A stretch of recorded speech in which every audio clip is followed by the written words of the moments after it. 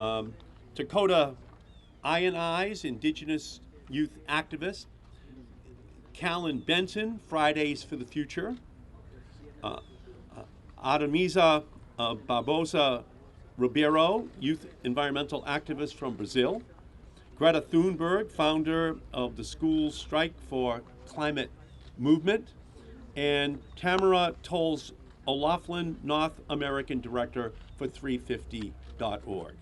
We are here today to bring hope because we have no time for fear. We are here today in solidarity because we have no time for division.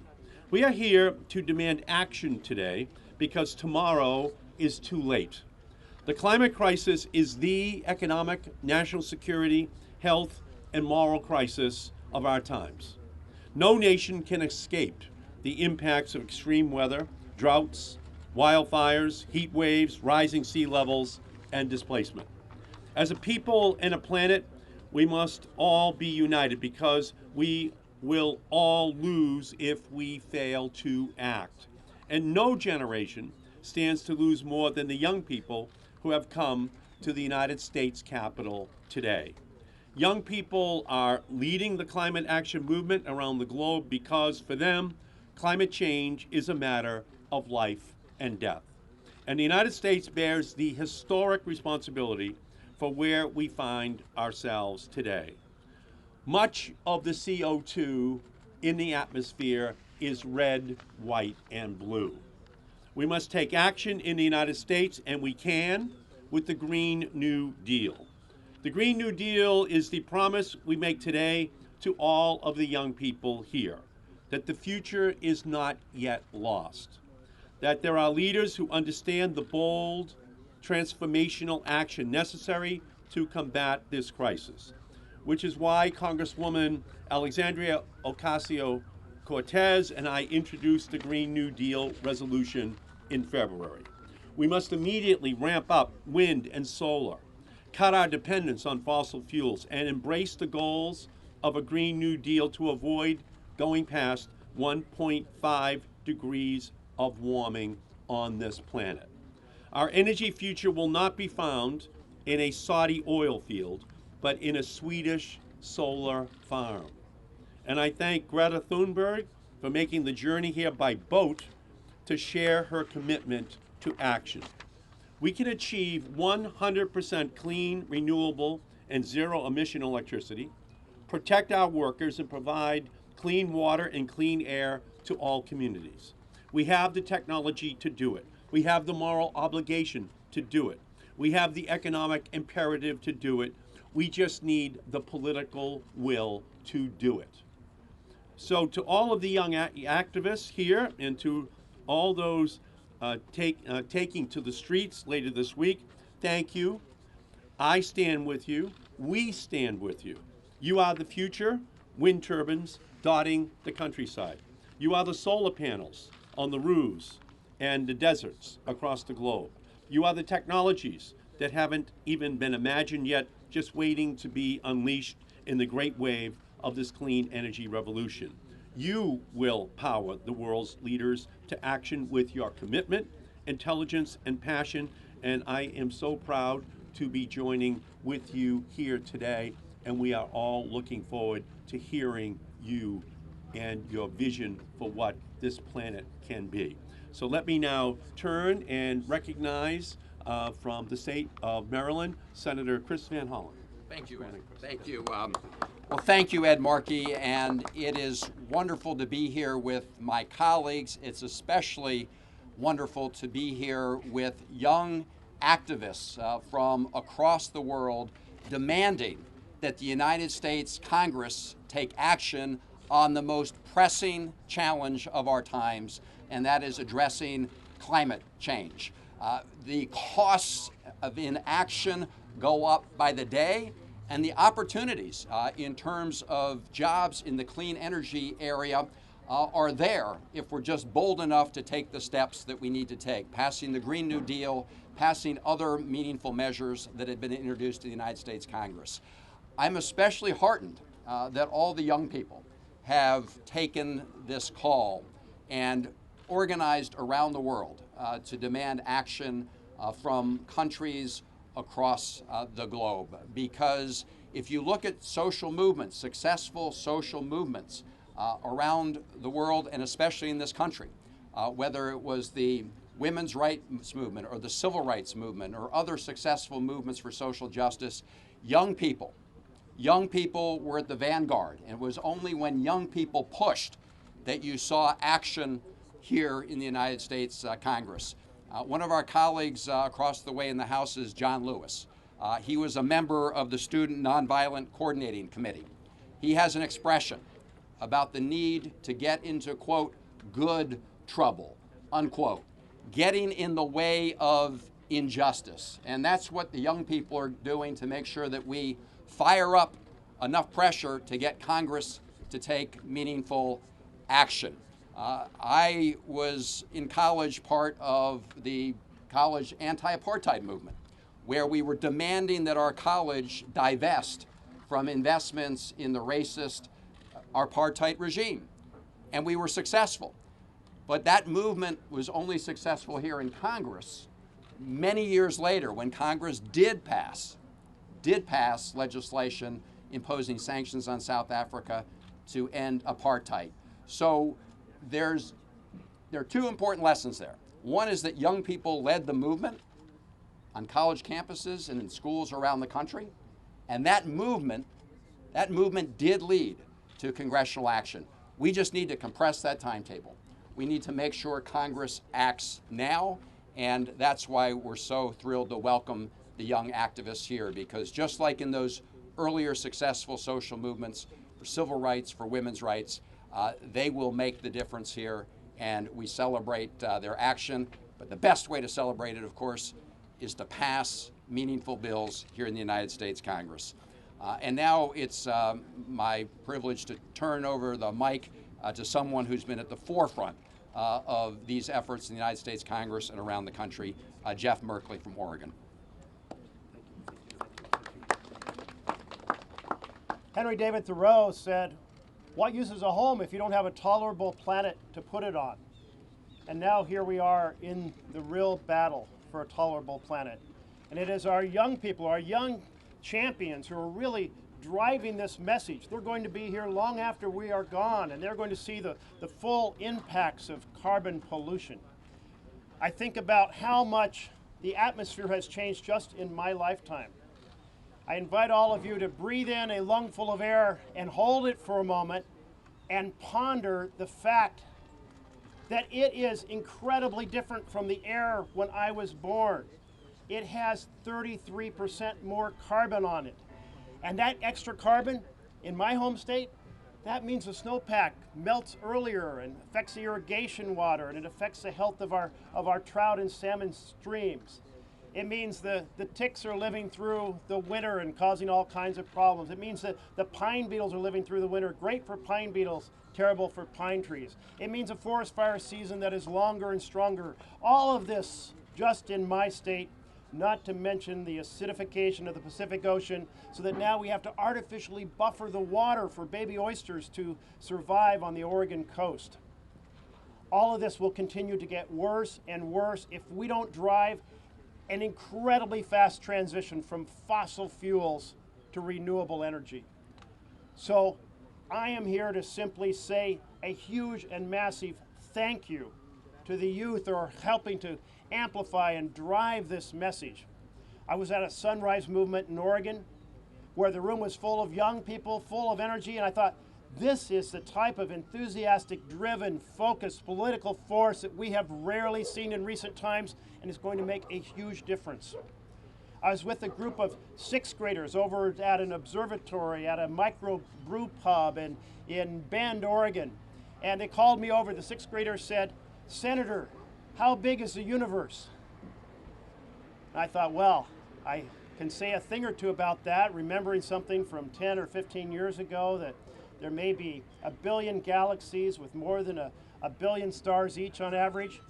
And they said, "Oh no, Senator, it's far bigger than that. The most recent estimates are 2 trillion galaxies, and the Milky Way alone has 100 billion stars." But here's the thing. All of those 2 trillion billion stars and their planets We can't get to a single one. We only have planet Earth. We only have this blue-green orb. And right now we're decimating it in a single human lifetime. This has to end, and it's the youth who are going to drive the political energy to make sure that action happens in this Senate and action happens in that House, because time is short and we must move quickly. And so here's a huge thank you to the youth of America and the youth of the world who will not take no action as an answer. Thank you. And now we're turning to Martin Heinrich of New Mexico, who has been a powerful voice on these challenges. Thank you, Senator Merkley. What's at stake here?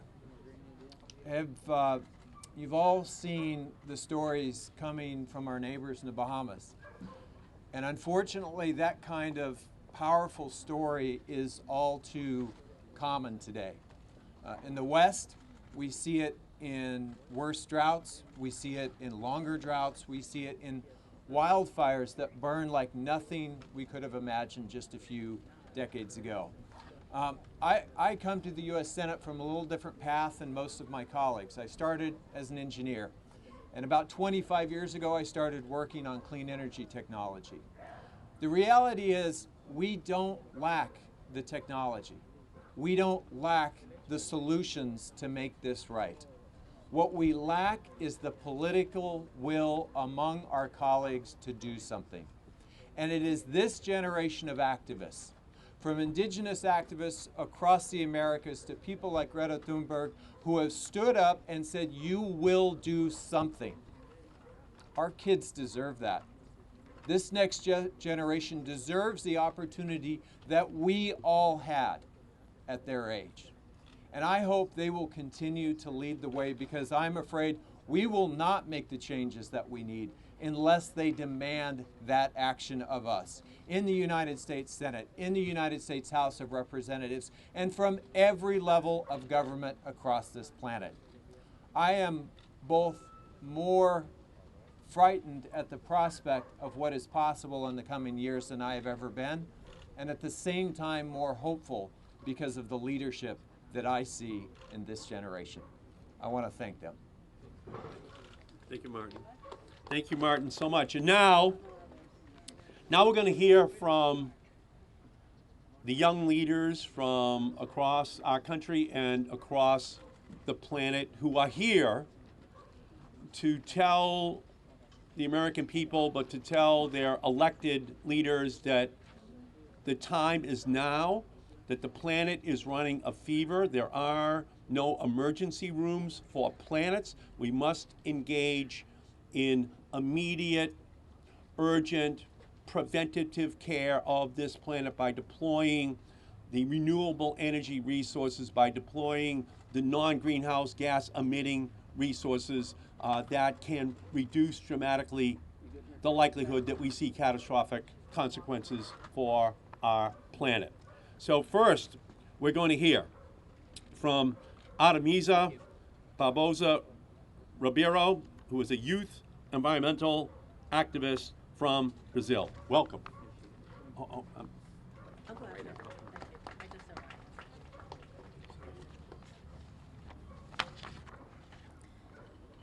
Obrigada, senador Markey, Greta e os demais participantes. Meu nome é Artemisa Chacriabá, eu tenho 19 anos, sou do povo Chacriabá do Brasil. Thank you, Senator Markey, Greta, and other participants. My name is Artemisa Chacriabá. I'm 19 years old. I'm from the Chacriabá people in Brazil. Estou aqui hoje representando os 25 milhões de indígenas e membros de comunidades tradicionais unidos pela Aliança Global dos Povos Territoriais. Essa aliança é formada por 4 organizações do Brasil, a Bacia Amazônia, da Mesoamérica e da Indonésia, que juntas protegem 600 milhões de hectares da floresta e somos os principais guardiões da floresta.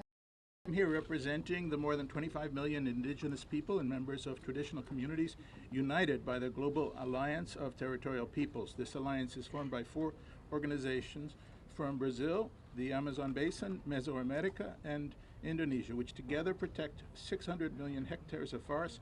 We are the main guardians of the forest.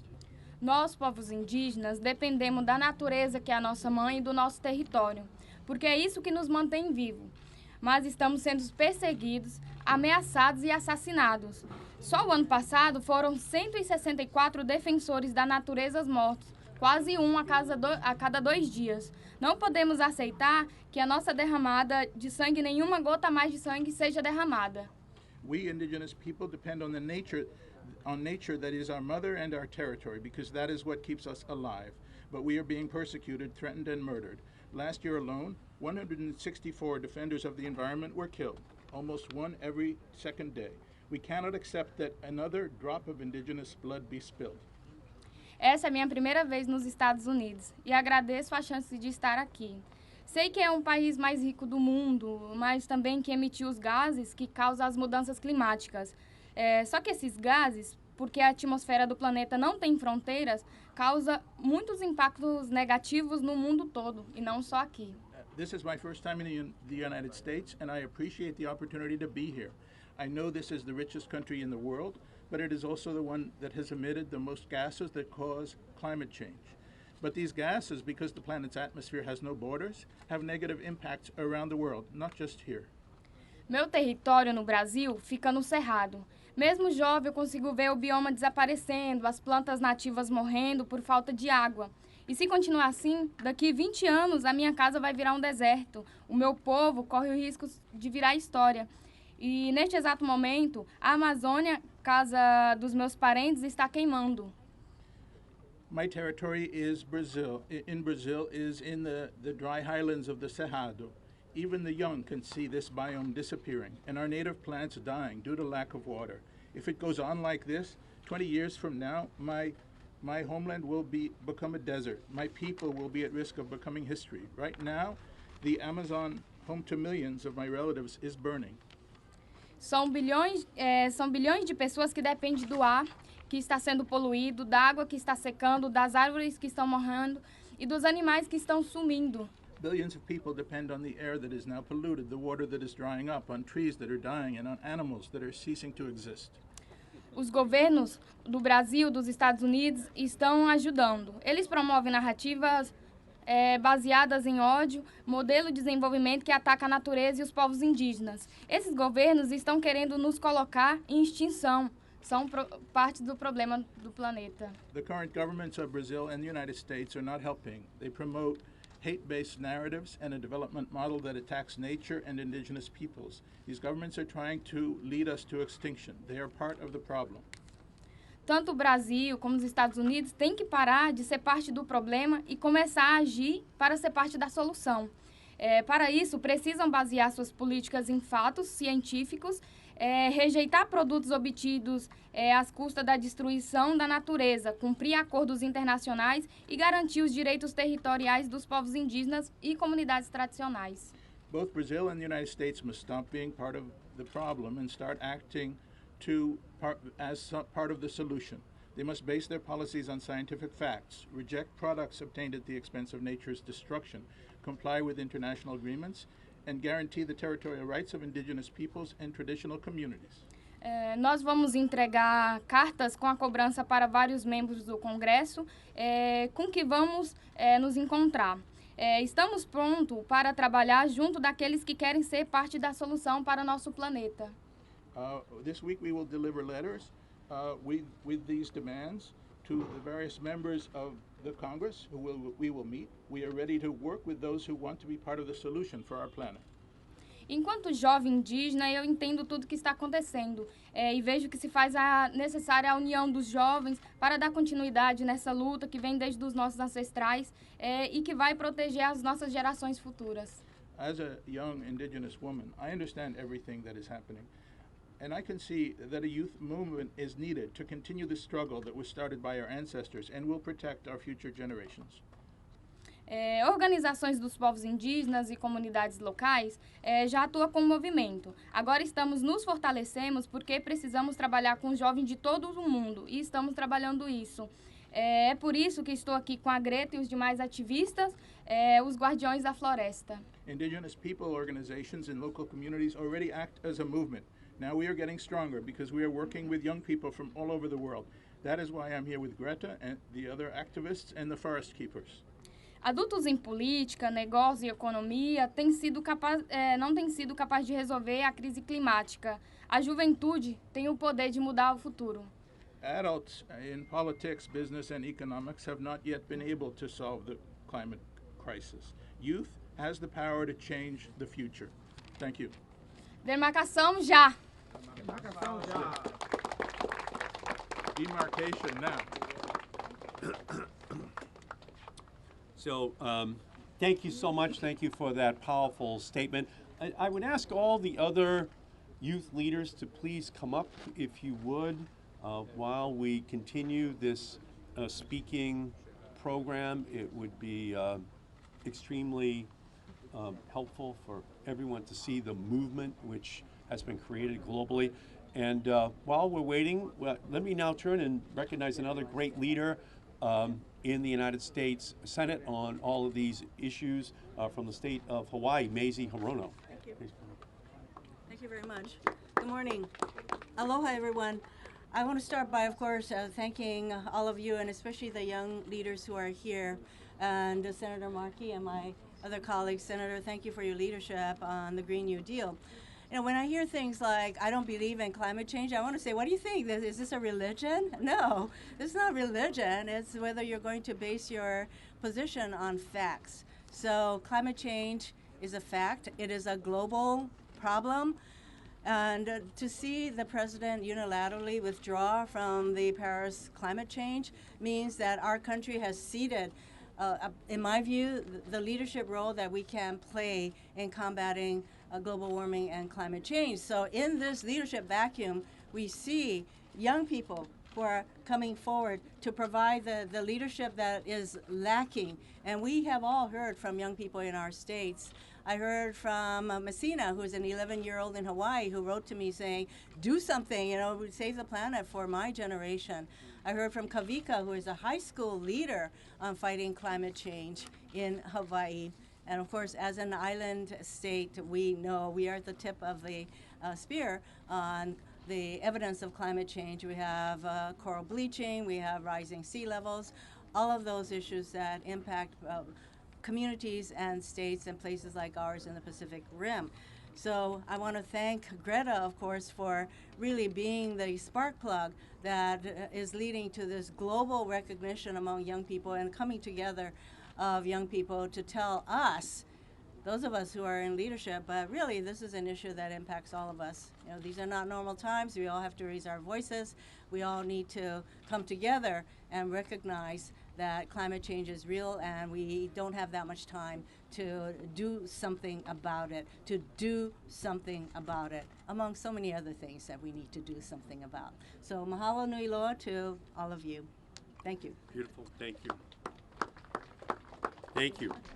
Now we're going to hear from Nadia Nazar, co-founder and co-executive director of Zero Hour. Welcome, Nadia.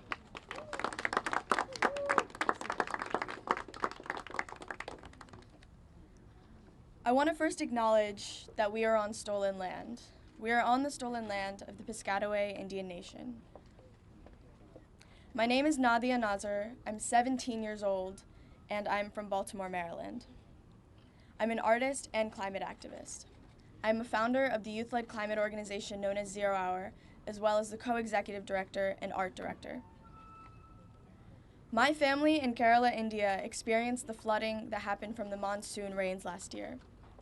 Thousands of people got displaced, hundreds of people died. My family was fortunately okay and did not suffer the consequences, but so many low-income people in Kerala, India, passed away and lost their homes and lives. This was interesting for me to see because around the same time there was flooding in Ellicott City, Maryland, and my friends lived in Ellicott City, Maryland, and checking in on them, seeing if they were okay from the flooding. Seeing the flooding in India and seeing the flooding here was devastating. This is only one part of my story, one small aspect of my story, but my story is amongst many, many others. My story lies next to the girl that drowned in the Bahamas from the Hurricane Dorian. My story lies next to the indigenous people laying their lives down in front of bulldozers to protect their land. My story lies next to the elderly person that died in the California forest fires. This is the stake of our unalienable rights. This is the stake of our clean water, clean air. This is the stake of a livable planet for everyone. And we don't want to just make the planet livable for our generation. We want to make the planet sustainable for all, for generations after us. We don't want to just survive, but we want to thrive. We want to be able to live normal lives on this beautiful planet, like how our parents did and our ancestors did, just like how many of these elected officials and many of you all have lived for the vast majority of your lives. I am not a part of Generation Z. I refuse to be a part of the last generation. I am a part of Gen GND, the generation of the Green New Deal.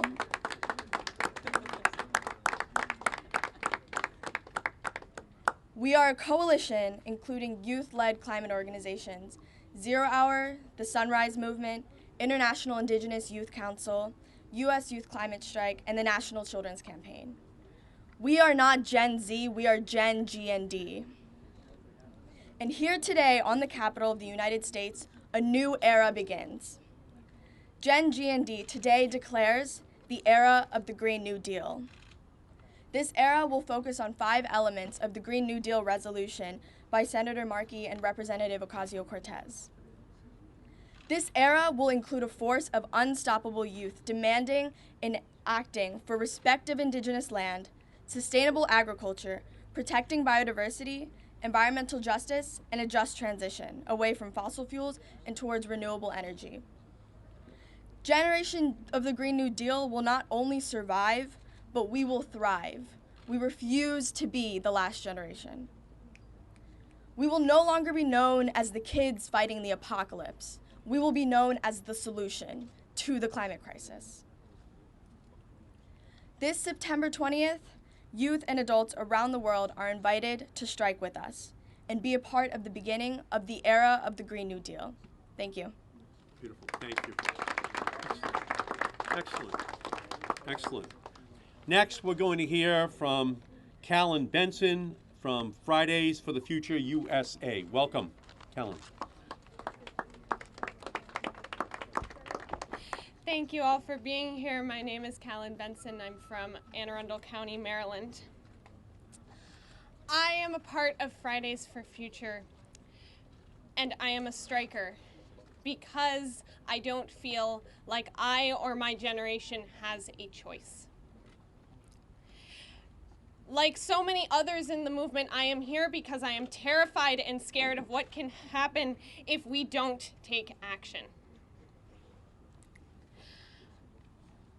I was one of the first strikers here in the United States, and I have watched this movement grow from a movement of 2 people to a movement of almost 800 locations around the country this next Friday.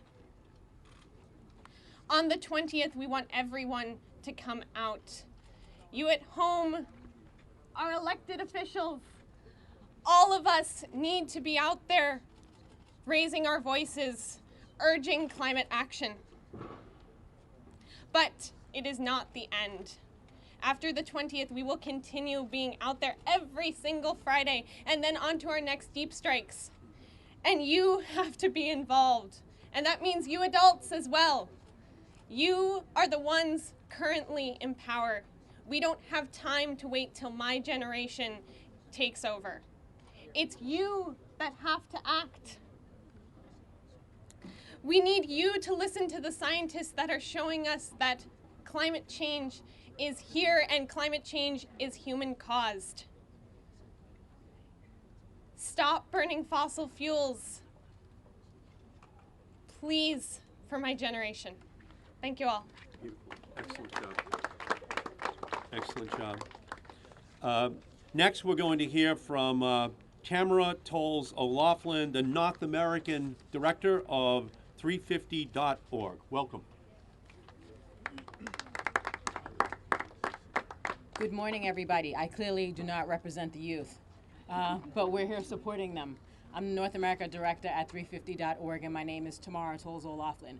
I am here to plant a flag for the multi-generational, multiracial work ahead, and to say that we are incredibly supportive as the lead organizer of the Youth Climate Coalition, who has demanded clearly the things that we've been asking for. They have figured out what they need, and they need it now. It is our job, when the cameras go away, when the chatter and the buzz are less prominent, to do what is within our authority and our power to support their demands for environmental justice, for the end of fossil fuels, and to show up on September 20th through the 27th to support their demands and then thereafter. They have asked for things that I do not have to explain, but that we all need. And so it's imperative that we take this moment with the utmost seriousness, and that after we shake their hands and tell them they're great, we do our jobs. Thank you. Beautiful. Thank you. Excellent. Excellent. So we thank all of you for being here. We're joined by Greta Thunberg as well, and all of the great young leaders of our country and around the planet. This is, without question, an intergenerational compact which is being constructed in order to make sure that we defeat Donald Trump, we defeat his energy and climate agenda. He is the denier in chief, and he sits in the Oval Office of our country. So this movement is something that comes at a critical time, because without question the science has made it very clear that the planet is running out of time. The United Nations issued a report concluding that at the end of 2018. 13 American agencies issued a similar report in November of 2018, concluding that the planet could warm by 6 to 9 degrees Fahrenheit by the year 2100, 81 years from now, and that sea levels could go up by 10 feet if we do not take urgent action and end business as usual. So let me just stop right there and ask if any of you have any questions that you would like to pose. Thanks, everybody. That's it. Thank you all. Thank you all for being here. Much appreciated.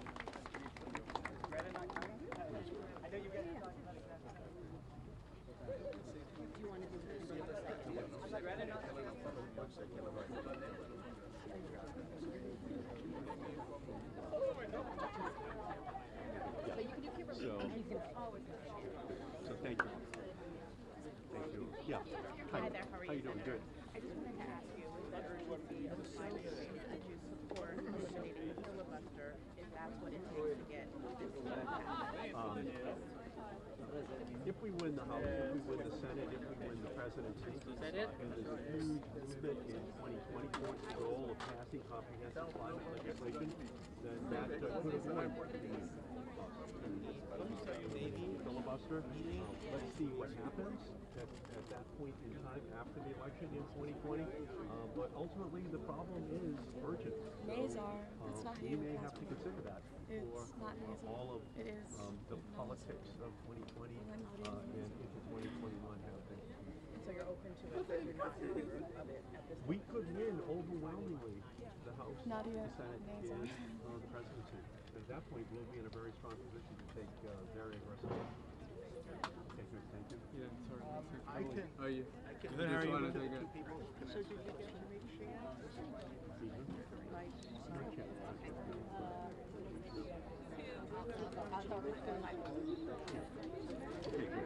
Oh, sure. Thank you. Thank you very much.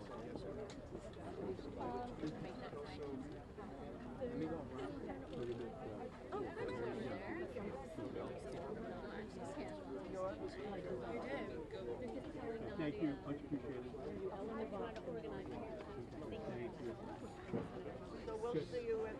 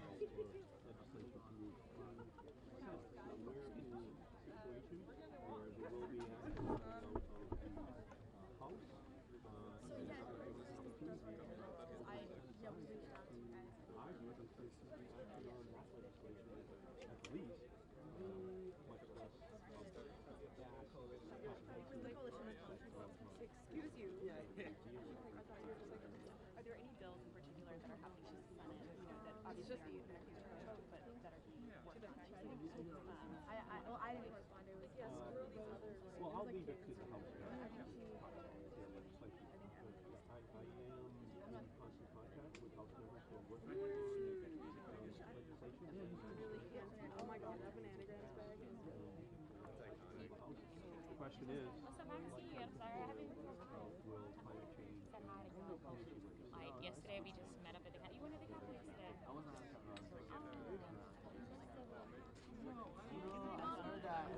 on the balcony. I talked to her about it too. You told her? It was so cool.